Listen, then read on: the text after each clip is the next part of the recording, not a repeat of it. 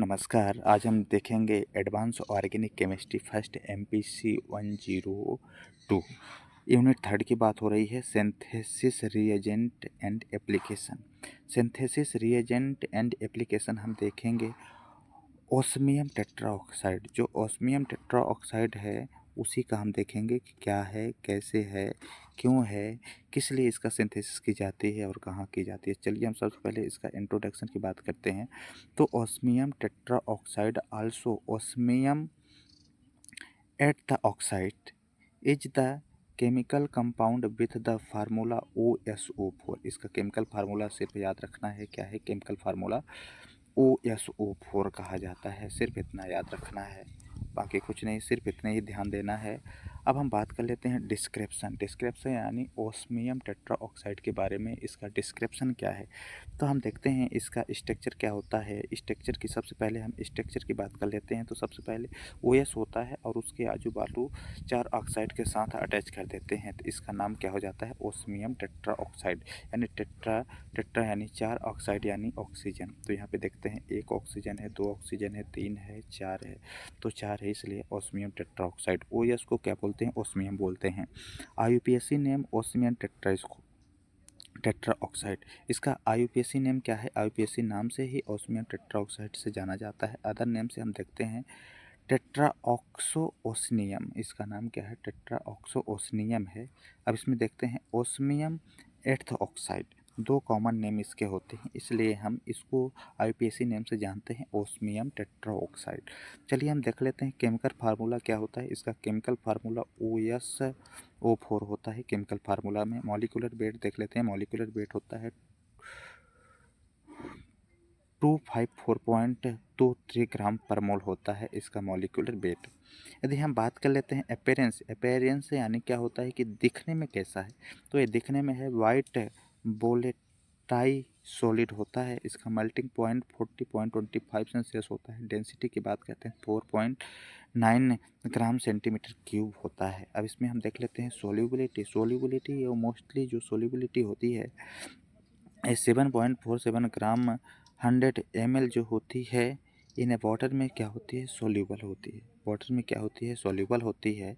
और organic solvent में भी क्या होती है, सोल्यूबल होती है। ऑर्गेनिक सॉल्वेंट में जैसे हम देख लेते हैं अमोनियम हाइड्रोक्साइड, फास्फोरस ऑक्सीक्लोराइड, ये सब क्या है इसमें सोल्यूबल होती है। बाकी अदर में क्या होती है, इनसोल्यूबल होती है। लाइक अब यहाँ पे हम जैसे देखते हैं कि आगे क्या है, इसमें हम इसका ये देख लेते हैं कि जो है प्रिपरेशन ऑफ ओस्मियम टेट्राऑक्साइड। इसका प्रिपरेशन कैसे किया जाता है, यानी इसको बनाते कैसे हैं। तो सबसे पहले osmium tetroxide is form slowly when osmium powder react with 2 oxygen at ambient temperature. Reaction of bulk solid require heating to 400 Celsius. क्या करते हैं, ऑस्मियम पाउडर को लेते हैं और ऑक्सीजन के साथ रिएक्ट करते हैं। 2 मॉलिक्यूल्स ऑक्सीजन के लेते हैं तो 2 कितना हो जाएगा, 4 मॉलिक्यूल्स हो जाते हैं किसके, ऑक्सीजन के। और ऑस्मियम एक क्या होता है, पाउडर होता है। जब इसे हम हीट करते हैं 400 डिग्री सेल्सियस टेम्परेचर पे, तब हमारे पास बनता है ओस्मियम टेट्राऑक्साइड। क्या होता है, ओस्मियम टेट्रा ऑक्साइड। सिर्फ इतना ध्यान देना है। एप्लीकेशन ऑफ ओस्मियम टेट्राऑक्साइड क्या है, इसका एप्लीकेशन क्या है, एप्लीकेशन के बारे में जानते हैं। तो सबसे पहला क्या है, हाइड्रोक्सिलेशन ऑफ एल्केन। ये क्या होता है, हाइड्रोक्सिलेशन होता है एल्केन में। तो हम देखते हैं alkene add to osmium tetroxide to give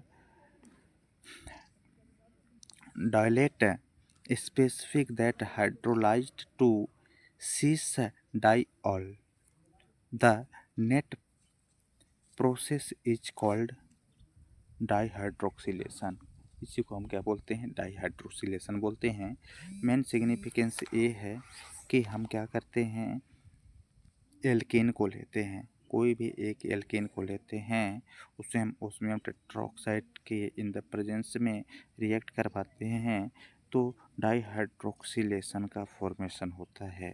क्या डाईहाइड्रोक्सिलेशन का फॉर्मेशन होता है। ये हमारे पास क्या बना है, डाईहाइड्रोलेक्शन बना है, डाईहाइड्रोक्सिलेशन।